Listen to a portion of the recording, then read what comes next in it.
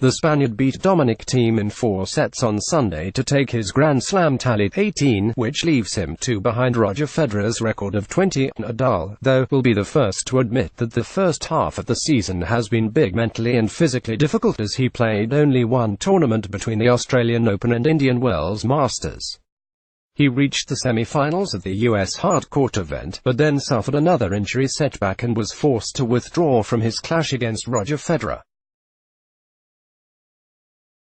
But he admits he considered calling it a season as early as March. Mentally, after Indian Wells, I suffered a major downturn, he told ATPTour.com. Ideas and scenarios were swirling inside my head.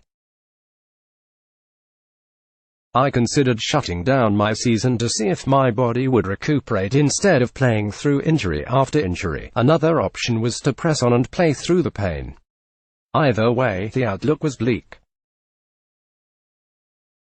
It required a change of mindset this time, and that doesn't happen overnight. After going through an extensive rehabilitation program, he finally returned to the ATP Tour in late April as he competed in the Monte Carlo Masters. But he made a slow start by his standards, as he only reached the semi-finals in Monte Carlo, Barcelona and Madrid before it all clicked at the Italian Open and French Open. I was reluctant and hesitant to return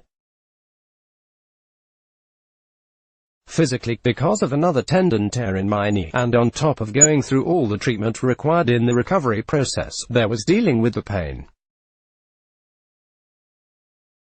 That's the reality of the matter. It was different this time. That's not how it usually works with me, he explained. Normally, the injury is diagnosed, I rehab, practice and go through the routine like it's no big deal. I'd play through pain and wouldn't even consider that as suffering. This time was different, considering my history of competing, of fighting. Normally, this process isn't what I would consider suffering. Between the level of pain and just being sidelined, there came a time when I just felt tired of all of this.